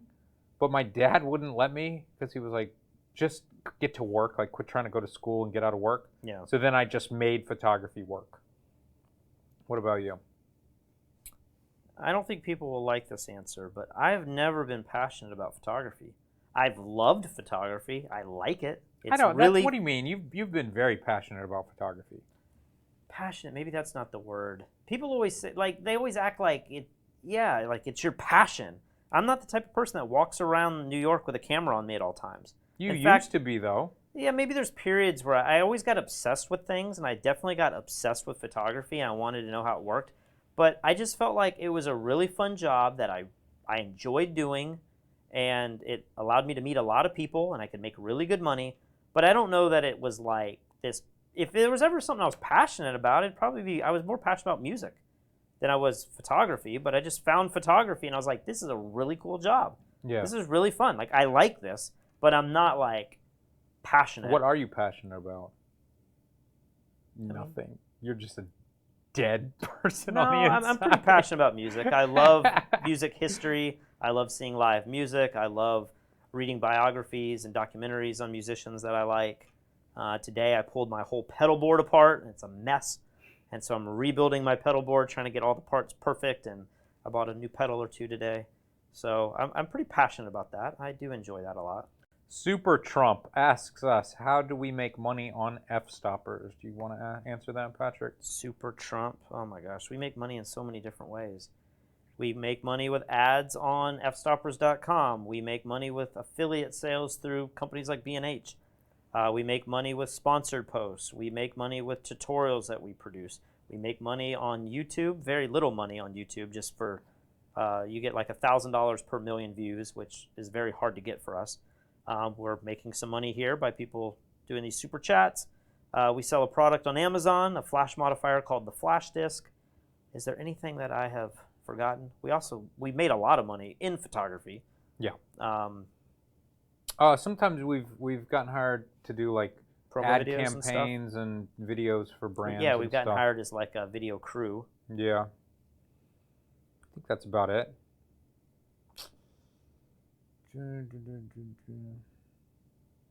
How can Ruth Bader Ginsburg be alive? That is a good question. Does this make you mad? Why do we have so many really, really, really old people leading our country? Why are all of our presidential candidates, Trump and Biden, dirt old? Like, why is Ruth Ginsburg still on the Supreme? Like, I understand there's wisdom in our elders. I get that. I respect elders. But do you? I don't in this point I'm trying to make, but like, why can we? Don't you feel like the most sound people are like from 40 to like 70 years of age? How old is that woman? I mean, she might be, I don't know. I can look her up. In the meantime, Joe Key says, what's the point of photography? I think motion picture is far superior. They're just Careful there, Joe. Careful there. Although we do both, there's She's lots of photographers. 87 years old. And is she not of sound mind? I mean, she could be. I mean, I've met people in like near 100 that are very sound mind. Yeah. So maybe I'm being a hypocrite and it's foolish to put a cap on it. But I just feel like, shouldn't more people be 40 to 70? I mean, we're about to vote for a crazy person or someone who's already going senile. I won't tell you which one's which, but both options are not good options, right? No, they're certainly not the best options. I mean, people who hate Trump say he's got all these mental issues. And then people who hate Biden are also saying he has all these mental issues. Yeah. And you're just like, yeah, but I mean, even Sanders was as old as Trump. Like, all three of these Sanders people. is sharp, though. Sanders, I've never seen Sanders Sanders misspeak. does seem sharp. He and the other thing with Sanders, you know, he's been, I think, what's that show that was on HBO with the comedian who would like trick the people into doing the interviews? Oh, Ali G. Yeah, I'm pretty sure it was Ali G who interviewed Bernie Sanders, and Bernie was not falling for any of it. Most of the time when Ali G interviews you and starts saying dumb stuff. Who was like the Green or Independent candidate like 4 or 5 elections ago? He was on that. Yeah, he was on there. He looked like a fool. He was talking about like putting boxes on cows' assholes to capture the CO2 and stuff.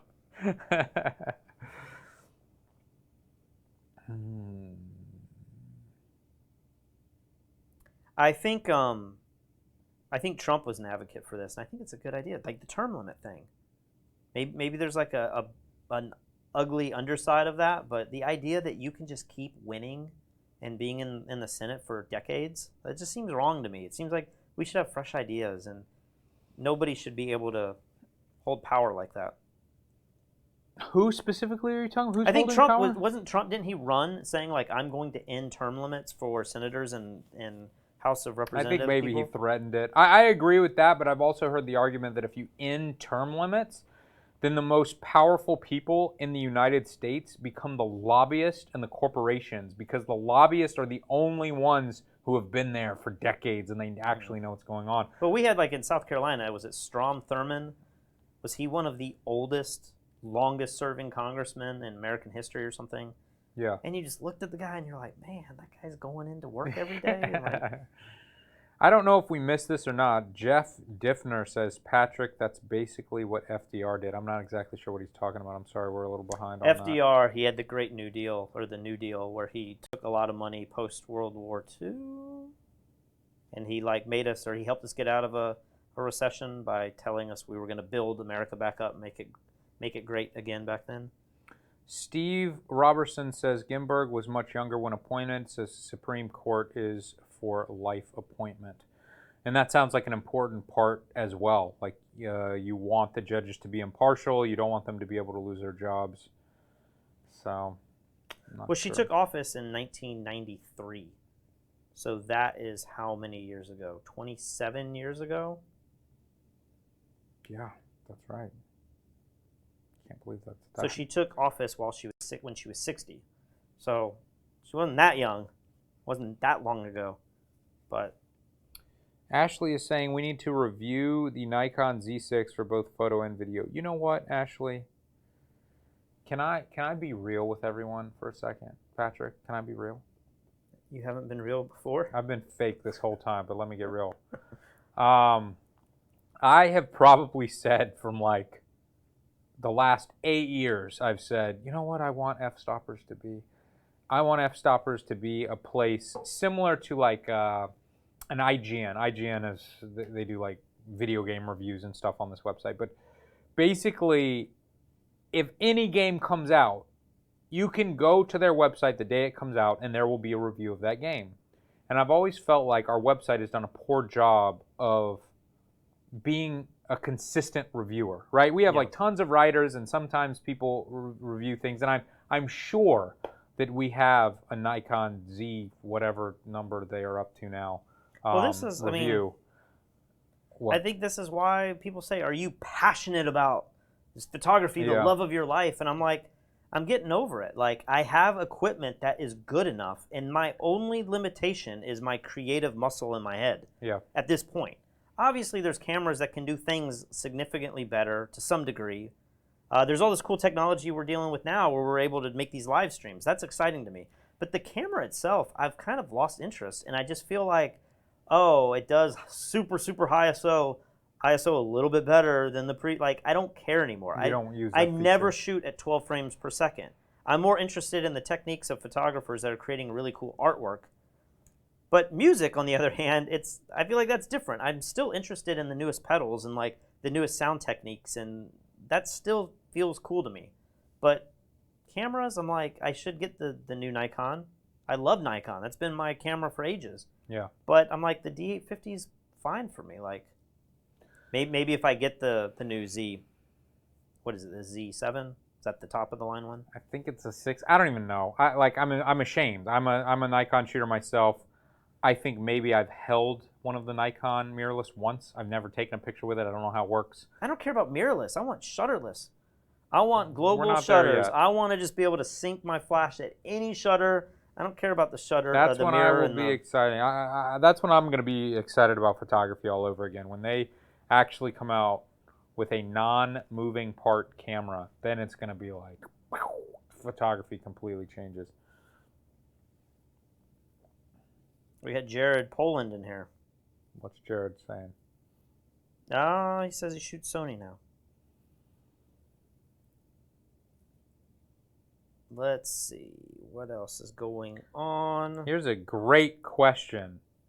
How hard and racist is photography industry in terms of clients booking you? I don't even know. It's funny.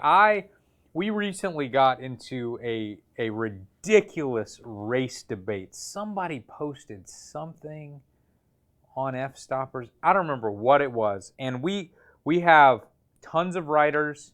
I don't know where they're from. I don't know their sex. I don't know what they look like. I don't know their race. Like, we are literally hiring people based on their photography portfolio and their writing portfolio. And it started going around that, like, we didn't have any black writers, or maybe we only had one or something. Like, I don't even know. Like, I don't even know what our writers look like. And so people started attacking me for not having enough black writers. And I was like, guys, if you saw the way we hire, we literally put out an email that says, hey, we need to hire 5 new writers by next week. Do not send any sort of resume. Like, we don't want to know anything about you. Just send us an email with a link to your website. And we literally go to the website, we look at the first picture, and if the first picture is awesome, we're like, that person is hired. If the first picture sucks, we close the website. So people were like, why aren't you hiring black photographers? I'm like, I don't know. Maybe they're not submitting portfolios. Maybe their first picture on their website's not catching our eye. I'm not sure. But it's probably the same thing could be said about female photographers, though, too. And people do say that. They say that we don't have enough female photographers. And I'm like, guys, you are barking up the wrong tree here. We are probably the least professional company in the world when it comes to hiring people. We don't even know the people's names when we hire them. We're just like, that photo's good. Oh, that picture of the beach shot, that's amazing. Oh, that's who you are. Yeah. Exactly. I don't know what our writers' faces look like. I know what their photography looks like. People are still angry that this has nothing to do with Kim Jong-Un. Guys, we've talked about it an hour ago. Go back, and we're not going to do a non-stop live stream about Kim Jong-Un. Somebody's asking me, like I was talking about, they're all the same. Are softboxes all the same? I'm like, yeah. How many times have we gone up to companies and they're like, let me show you the newest softbox we've made. Look at the fabric and the way that the weave is and the reflect. And I'm like, what size is it, and does it have a bat? Like, they're the same. It's how easy it is to, like, break down and stuff. You remember when we used to have soft boxes and those posts? Like, I don't remember who made these soft boxes, but it was like all of your strength to bend those metal posts and stick them in the speed ring, and it'd be like your hands would be feeling like you're breaking your fingers and stuff. Yeah. Those were bad. Yeah. Those were bad, but that was the standard at one time. Yeah. I don't know if that was like Chimera that was making that. I don't remember. Well, I remember being on a shoot with Joe McNally, and love Joe McNally, but he was saying something about, like, inside a softbox, if it has silver versus white, that it makes a different highlight, but then it still has the baffle, and then it still has the second baffle. Yeah. And I would love to do a test, but I'm just looking at it, like, in real life, being like, I don't think it may be a little more efficient. You might get some more light out of the flash because it's bouncing around, but, like, once it hits those baffles, it's going to look so similar. Yeah, I agree. Maybe you could look at the catch light and say, like, I see something there, but, like, it doesn't make that big of a difference, you know? Yeah. Jesse just sent us something. It seems like a sticker. I don't know what's going on. This looks like a pear doing arm curls, and the pear is saying, keep it up. Thank you, Jesse. We really appreciate it.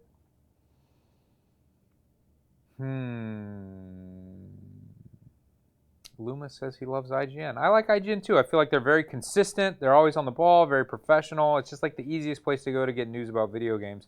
And I would like for F-Stoppers to be that, but I've just never really done the work to get there. Adam Wickersham has said this a few times. What city in the States besides New York City do you think is the safest? Besides New York? New York City is the most dangerous city statistically, probably. Is that right? I would think. I mean, I think like in Chicago, really bad, and Detroit, and like... It's one of them. But, I mean, the safest? Anywhere that's not around people? Don't know. Puerto Rico is pretty safe. Feels pretty safe here. Guys, we are losing steam. If you got any more questions, leave them right now. We only have seconds left for this live stream. I'm going all the way down to the bottom. Do I believe in CNN? Occasionally, yes. I think CNN, for the most part, is real, but a lot of times they I don't think they make things up, but they do take things out of context at times to point towards a certain agenda. I'll agree with that.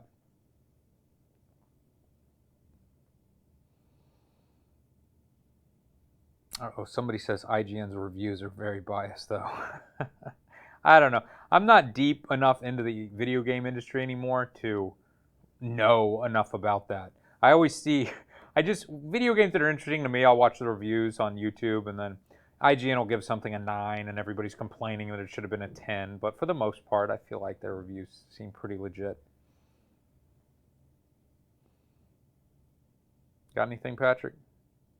I don't know. I'm trying to think if there's anything outside of the comments. It's so easy to just start reading and we're just looking down. Well, most of these comments are just insane about Kim Jong-Un and what's his funeral going to look like, and it's so hard to actually read legitimate questions in here. What kind of VR headset? I got the Oculus Rift S, and I have a RTX 2080.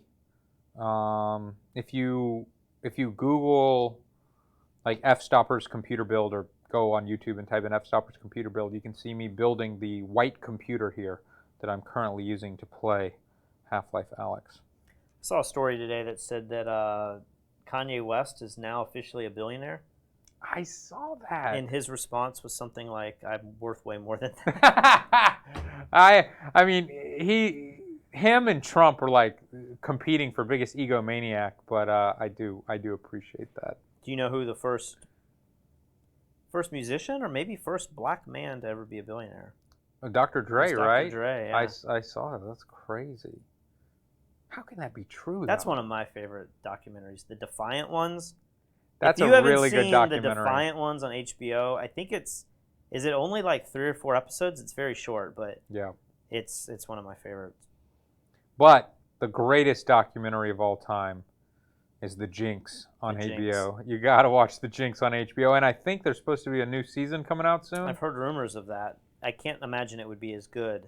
The Jinx is one of those strange ones where the person being accused of everything is being interviewed in the documentary, like knowing that he's being. It's not like interviews from another time that they've inserted. Yeah. It's like he was asked to do a documentary on himself from another producer, who I think made a movie.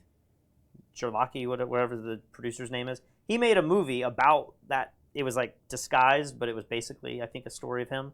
And he said, "Yeah, I'll do it." And all of his attorneys were like, "What are you doing? Do not do this." It's really good too. Yeah, The Jinx is the craziest murder. Is there any? I need some new material to watch because I'm watching like Too Hot to Handle crap that's on Netflix, like dating shows. Is that the show where people go to the island and can't touch each other? I'm like, why am I watching this? And then I get consumed by it, and I say, I'm now invested. I got to watch it. But somebody was telling me that Waco is worth watching. I was talking about Waco the other day. It was the anniversary of Waco. What channel is this on? Netflix. Okay. It also makes me think, man, Netflix's stock must be doing well because all of these shows I'm hearing about are on Netflix. The other one was called The Circle. I think that's like a reality type show. But I need some new stuff to watch, and Westworld is. I haven't even watched last Sunday's episode. Like, I've lost complete interest in Westworld. Oh, really? I was thinking about trying to give it another try, but not worth it. I mean, maybe. It's just the last. It's not the same show. I wish people could just chop the season down into approximately 2 hours and just let me watch one 2-hour thing. I just don't want to waste my life watching 10 episodes or whatever. Somebody asks, I'm sorry, I cannot read that. It's in another language. McMillions, I watched that. That was pretty crazy. Do you have any speculation on which kind of photography will have the most demand after the lockdown? Patrick?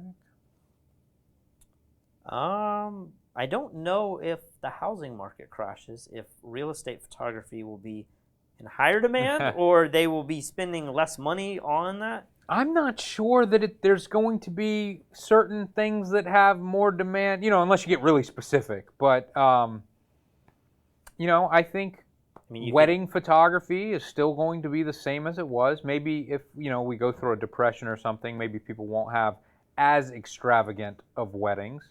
But people are still going to get married. you might be needing to hire a wedding photographer soon. So I mean, I'm locking all my vendors down, but it's a little touch and go. I think Headshots, like, are gonna people needing headshots, getting jobs, and starting new businesses, and I mean, we started F Stoppers at the bottom. When did we start F Stoppers? 2010? 2009, 2010.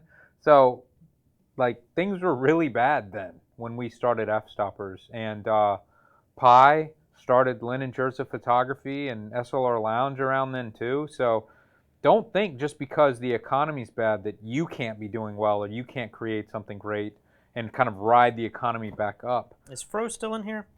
Don't know. He kind of does event photography. I have to think that's going to be hit the hardest, right?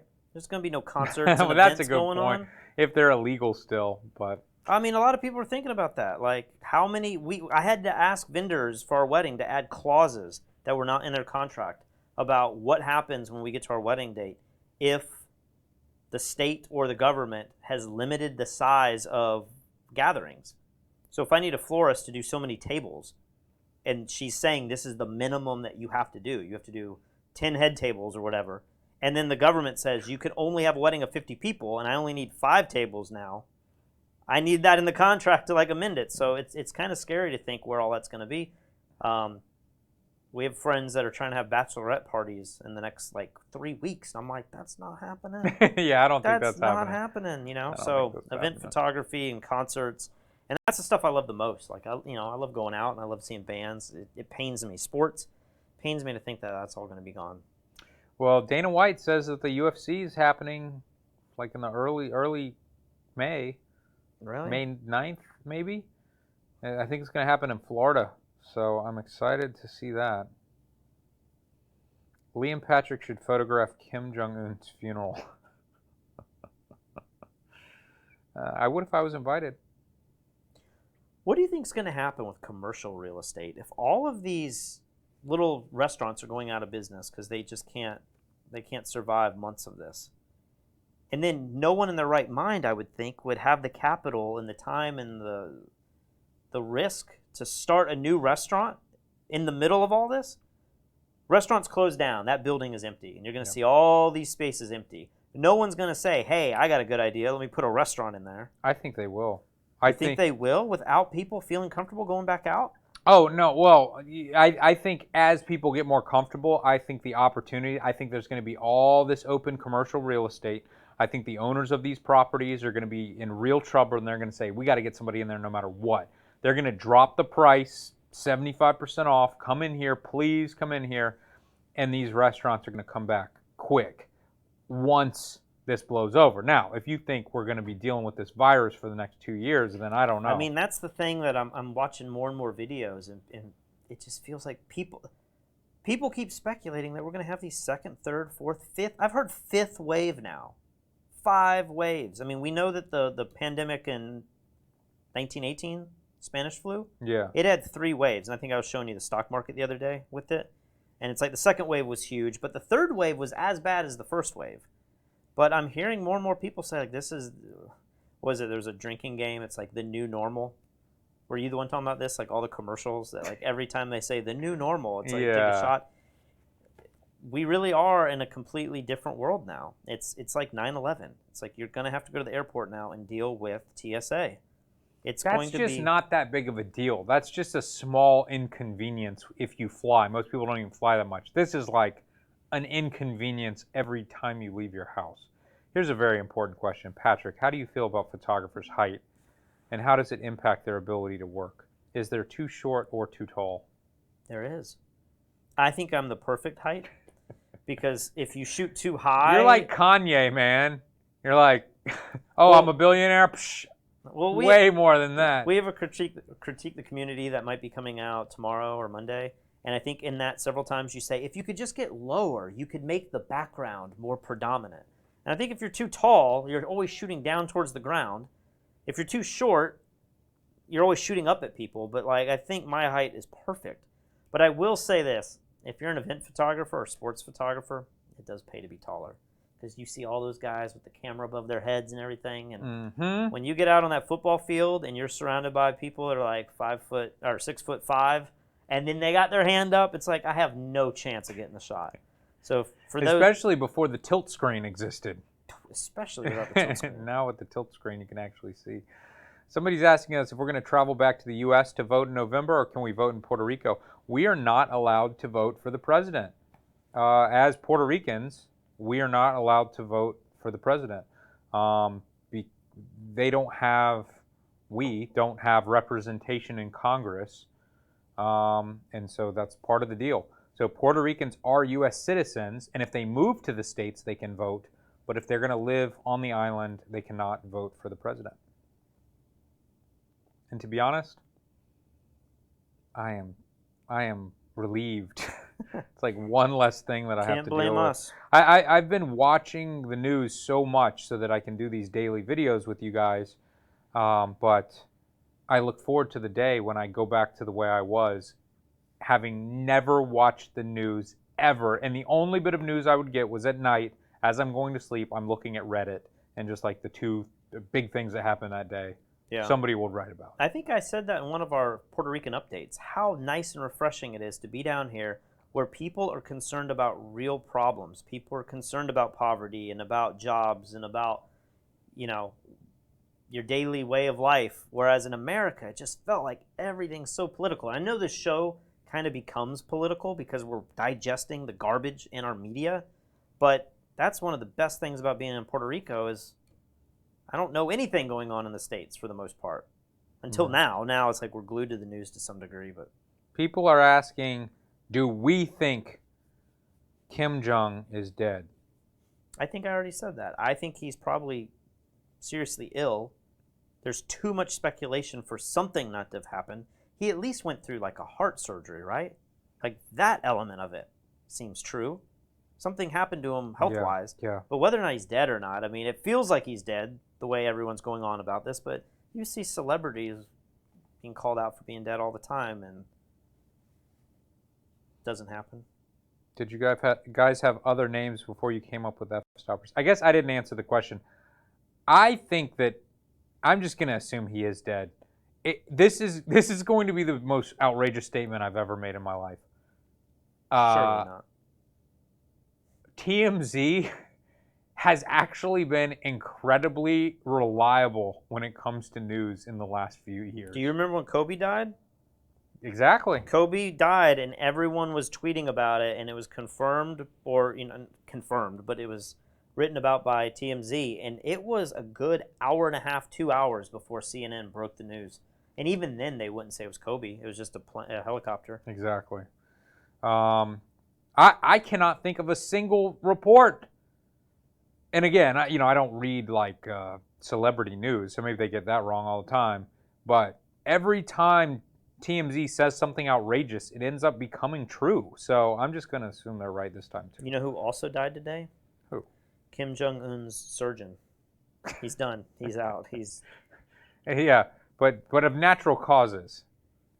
I don't know. Sure. I don't know if I can say this without being viewed as insensitive. Oh boy, here we I go. thought of this the other night too. I was watching CNN, and they were doing these memorials of the people who have died of COVID. Right? Very nice and respectable. And I want to know. I mean, I don't know that I want to know because like, I can't know every single person that's ever died. But like, I feel like it's like nice that they're doing that. But it made me think that like, is it just because it's a pandemic and we're all locked in our house? We never have memorials of people that die from every other type of illness. I mean, If there's a really bad flu season, does it? I mean, no. I get mad when the Grammys don't even have some of my favorite musicians that died, and I'm like, why didn't the Grammys give respect to whoever? Isn't that a little weird when you're like showing all the people that is Maybe. I mean, is it helping people feel like it hits harder and like no, we should stay in? it just gets ratings, and that's what's on everybody's mind right now. It's like the reason I watched the video of the girl who lost her husband today, and I'm getting all sad watching it. It's just like on your mind, so you want to watch it, and then you watch the ads, and they get the money. But to be fair, I mean, with 9/11 and stuff, they read the names and all that. So. I know, but that's like a tragedy. That's like, this has moment. never Yeah. happened before. This is like, I don't know. Gimbal or sliders in real estate video? I've thought about doing a real estate video tutorial type thing with somebody who's much better than us. But we made a few videos, and Yeah, we got did. paid pretty good. Yeah, Do you remember how much we were charging for real like estate videos? $1,500. We would go in Something there like and that. knock them out so quick Yeah. compared to the photography. If you have to go into a house and shoot 10, 15, 20 images and then edit them to where they're respectable, Yeah. that's a lot of work. Yeah. Doing real estate video, I felt like was way easier. Normally, I'd say video is harder for most projects, but for real estate, I felt like it was not that bad. Dude, there is someone in here named Sonar R who just keeps making comments about my groin. And I really love it. I want to bury my face between Lee's legs. You think Sonar R is a boy or a girl?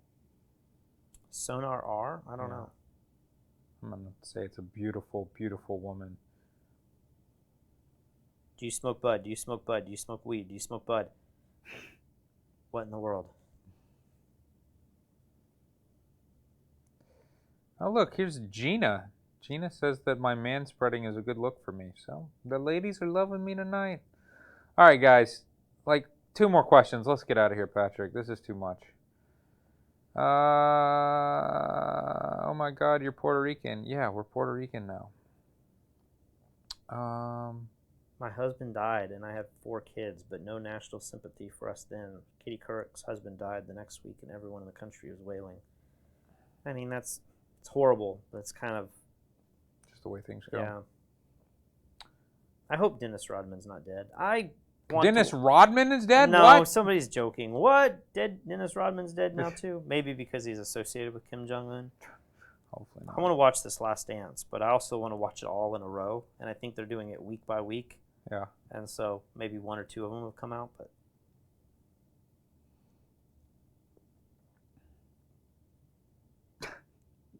Somebody's calling Kim Jong-Un Fat Panda. Haven't heard that one.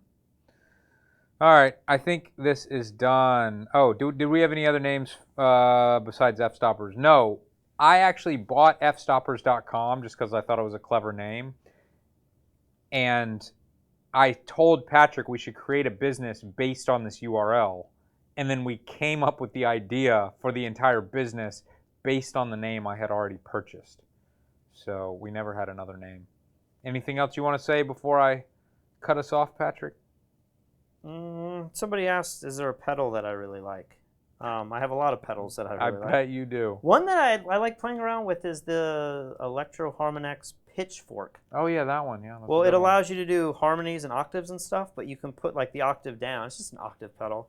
But you can get the bass sounds. I tried to do that for our Tiger King. It sounded horrible, but I thought the bass sounded pretty good.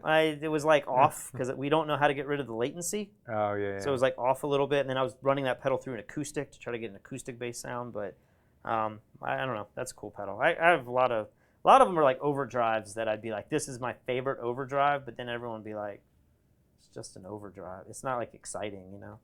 I don't even know what you're saying right now. So. The Strymon delay pedal. That one's a hard one to get your All right, hand on that note. All right, let's get out of here. Let's get out of here. Thank you guys so much. It's been fun.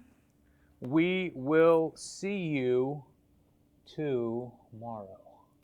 Man, this drink's really sweet here at the bottom.